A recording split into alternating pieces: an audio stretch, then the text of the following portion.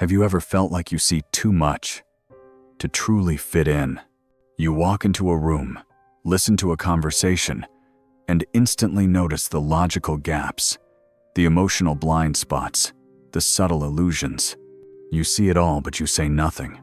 Not because you're shy, but because you've learned truth comes at a cost.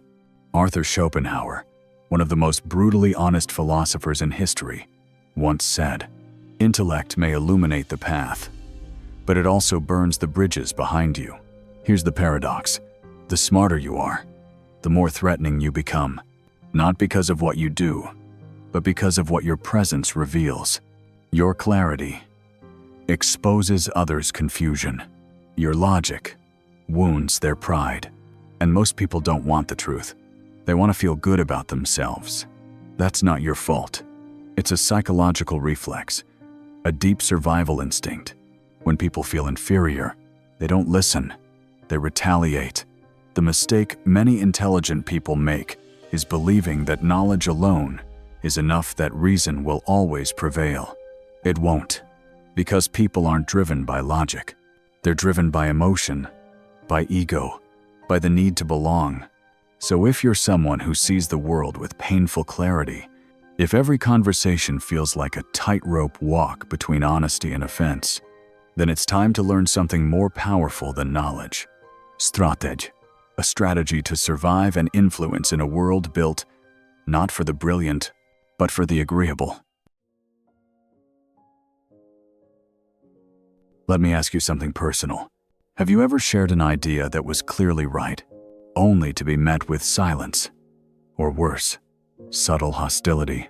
Have you ever corrected a mistake, thinking it would help, and instead, it backfired? You got labeled arrogant, condescending, unlikable. If so, you're not alone. And more importantly, you're not wrong. Arthur Schopenhauer understood this dynamic over 150 years ago. He warned, clarity offends, logic wounds, and truth humiliates. Because here's the paradox of intelligence. The more you see, the more isolated you become. Why? Because your mind doesn't just interpret, it reveals. It reveals gaps in reasoning. It reveals emotional bias. It reveals the comforting illusions people cling to. And when you strip those illusions away, you don't get gratitude. You get resistance. That's not just opinion. It's cognitive psychology. There's a well-documented effect called ego threat response.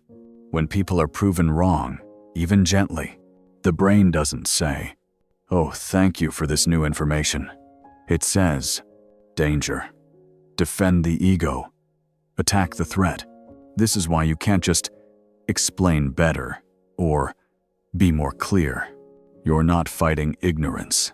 You're challenging identity, especially today, in a world of online debates, Slack threads, comment sections, where everyone wants to be seen as the one who knows. In that environment, being right doesn't win you trust. It often wins you enemies. And this leads to a hard truth. Intelligence, when not managed strategically, becomes socially self-sabotaging. Because the moment people feel less than in your presence, they'll start resenting you. Not openly, but in silence, in cold shoulders, in subtle pushback, in conversations that feel tense for no clear reason. This is why many highly intelligent people end up withdrawing. They feel misunderstood, not because they're strange, but because they overestimated people's willingness to hear the truth. And here's the trap. You might start questioning yourself. Am I too blunt? Should I dumb things down? But the answer isn't to diminish your mind. It's to redirect how you use it. Schopenhauer didn't advocate silence out of fear.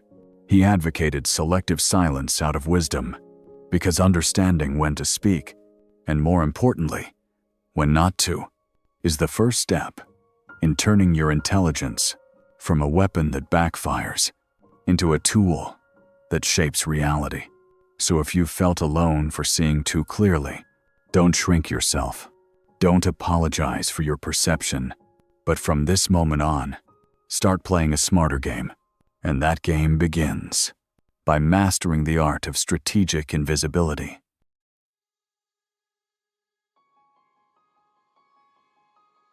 Here's a hard truth no one likes to admit. Being right is often the worst way to win. In most situations, social, professional, political, the person who appears smartest isn't the one who wins influence. It's the one who makes others feel smart in their presence. And that's why Schopenhauer, with all his razor-sharp intellect, called it an art, the art of pretending to be a fool. But let's be clear, this isn't about playing dumb. It's about strategic restraint. It's not about hiding your brilliance. It's about controlling its exposure.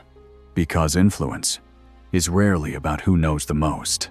It's about who knows how to move in a room, how to lead without triggering resistance, how to steer the ship without grabbing the wheel.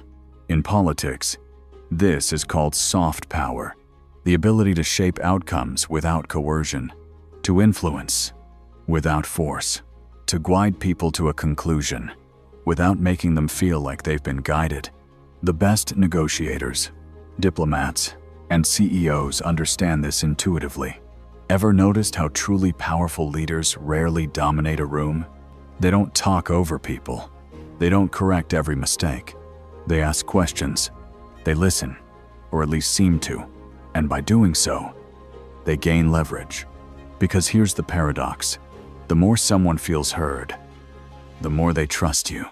Even if you disagree with them, even if you're quietly leading them somewhere else entirely. That's not manipulation. That's wisdom. Smart people often feel this urge to correct, to clarify, to prove.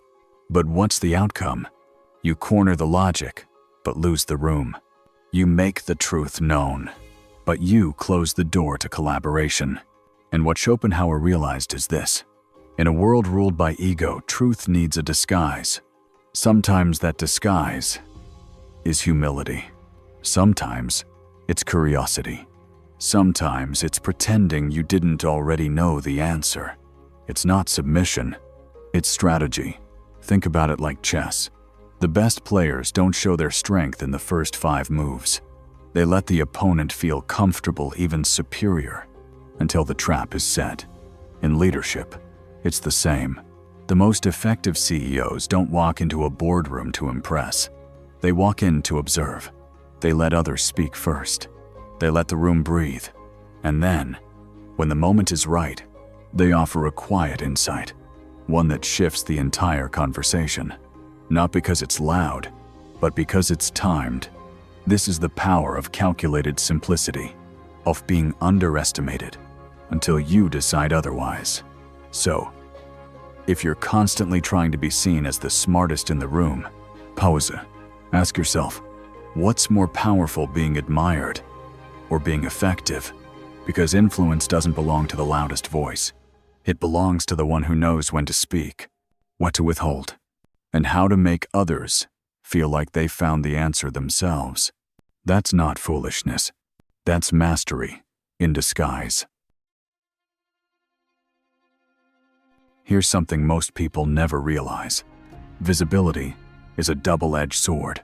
The more people see you, the easier you are to target, to judge, to compete with, to sabotage. And that's why some of the most powerful players in business, in politics, in life, I don't seek the spotlight. They move through the world like shadows, present, aware, but unseen. Schopenhauer understood this. He saw how brilliance, when exposed too soon, invites resentment. He knew that influence requires one thing above all else: patience. Because in any system, social, professional, political, the most dangerous person is never the loudest. It's the one no one saw coming. That's not just philosophy, that's psychology. And more than that, it's military-grade strategy. In special forces operations, it's the silent infiltrator who changes the course of a mission, not the soldier shouting orders. In intelligence work, it's not the agent with the flashy tools. It's the one who blends in, collects, observes, and disappears. And in nature, the tiger doesn't roar before it pounces. The snake doesn't hiss before it strikes. The hawk doesn't announce itself until it's already descending at full speed. Why?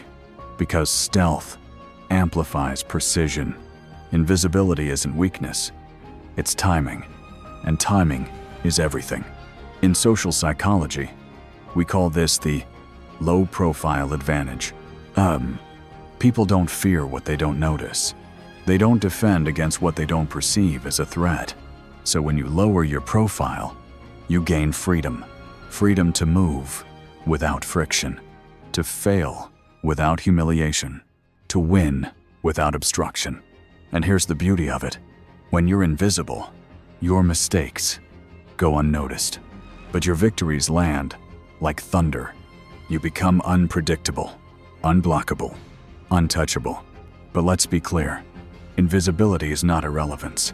It's not about disappearing. It's about mastering your presence. It's about knowing when to show up, and more importantly, when not to. Think of the greatest strategists in history. They weren't constantly speaking. They weren't explaining themselves. They were watching, calculating, waiting for the moment when one move would shift the entire board. That's not passivity. That's controlled intention. Because here's the secret. No one teaches you. The loudest person in the room is rarely the most powerful. But the quiet one, the one who listens and waits, they're often the one in control. So stop trying to be seen all the time. Stop broadcasting every idea, every plan, every win. Let others fight for attention. You prepare.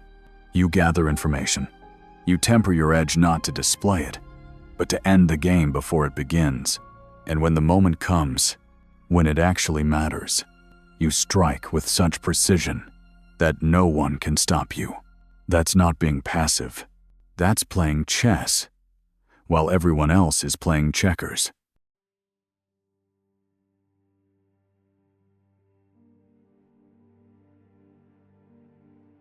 Let's get one thing clear. The highest form of influence is invisible.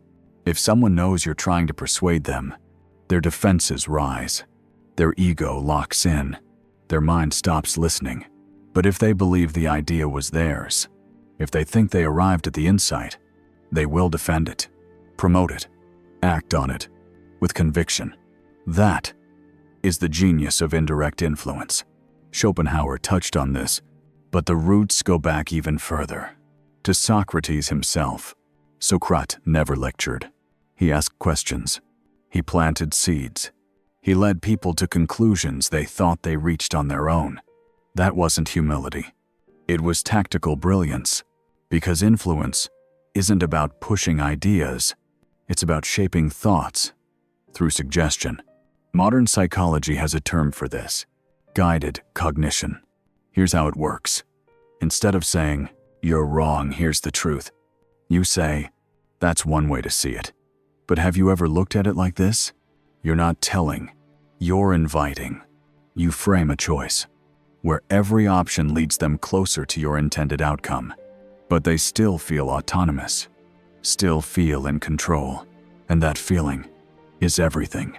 Because once someone believes it was their idea, resistance disappears.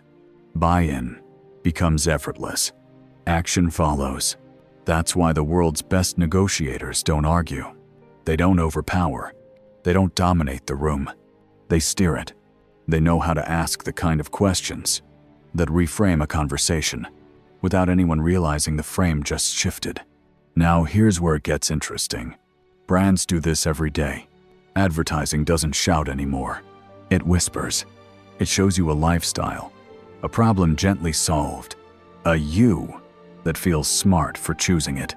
You don't even realize you've been nudged, but you've moved exactly where they wanted you to go. That's not coincidence. That's applied behavioral science. And the same applies to personal interactions. In a workplace meeting, a smart leader doesn't say, "This is the decision." "Ho." They say, "What are your thoughts on this direction?" And then guide the conversation. until someone else suggests the very thing they had planned all along. The result?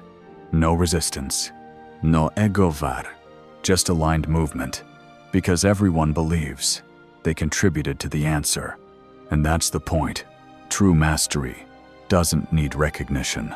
It needs results.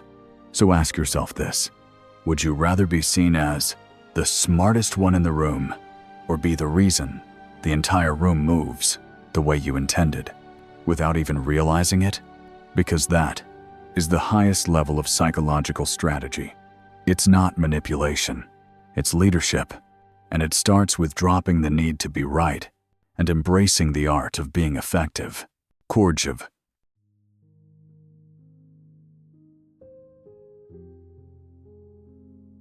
Let's be clear, not reacting isn't weakness, it's control. In a world addicted to outrage, where every comment is a trigger, every disagreement an invitation to battle, choosing silence isn't running away, it's rising above. Schopenhauer understood this long before social media existed. He saw how those who master restraint, not suppression, but conscious restraint, move through life untouched by the chaos around them. It's the same idea echoed in Stoic philosophy. Marcus Aurelius said, "You have power over your mind, not outside events. Realize this, and you will find strength." And in Eastern thought, Zen masters teach, a still mind is like a mirror. It reflects without judgment and is never shattered by what it sees. Here's what that really means. If the world can't provoke you, it can't control you. The moment you stop reacting emotionally to insults, to slights, to false praise, you stop giving other people control over your internal state. That's not indifference, it's sovereignty. Because the people who constantly react, they're the most predictable, the easiest to manipulate. Say the right thing, and they'll lash out. Push the right button, and they crumble. But you? If you can't be rattled, you can't be read. And if you can't be read, you can't be stopped. Let's take this further. In warfare, the most dangerous opponent isn't the one who yells and swings wildly. It's the one who waits, watches, responds with precision. Because response is power, reaction is vulnerability. So what does this look like in real life? It looks like staying calm when your reputation is questioned, like keeping your energy when someone tries to drag you into drama, like walking away from a fight, not because you're afraid, but because the battlefield doesn't serve your long game. Because here's the truth no one tells you. Every time you react emotionally, you reveal a weakness. Every time you respond strategically, do you build power? This is the mindset of someone who has reached what I call strategic stillness. You're not frozen. You're not passive. You're simply unavailable to chaos. This is the highest form of presence, a mind so centered, no storm can pull it off course. You see the noise. You hear the insult. But inside, nothing moves. That's not numbness. That's mastery. Because you've realized something most people never will. If the world can't reach you, it can't use you. It can't bait you, bend you, or break you. And from that place, from that still, unshakable core, you can act with clarity, influence with precision, and lead without being led. This is what Schopenhauer pointed toward. Not retreat, not fear, but a quiet power earned through mastery of the self. Because once you no longer need to prove anything, you stop playing the small games and you start setting the board. Victory without applause. Be the one who pulls the strings, not the one on stage. Here's the final truth. Power doesn't need a spotlight. It needs precision. The world tells you to prove yourself, to speak louder, to show how smart, capable, or important you are. But real players, the ones who truly shape outcomes, I don't need to be seen. They just need to be effective. They don't win arguments. They shape perceptions. They don't dominate the room. They direct it. Silently. Because once you've mastered yourself, once you've outgrown the need for validation, you unlock a new form of power. Influence. Without exposure. It's not about hiding who you are. It's about knowing when to reveal and when to let others think they're leading while you're guiding the entire flow beneath the surface. That's not submission. That's strategy.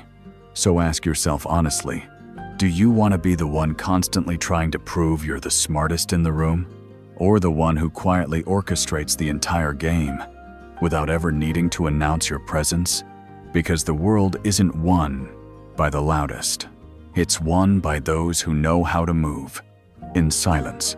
If this didn't just sound true, but felt true, then you already know what to write below. Silence is my advantage. That's how I'll recognize you. That's how I'll know you're one of us.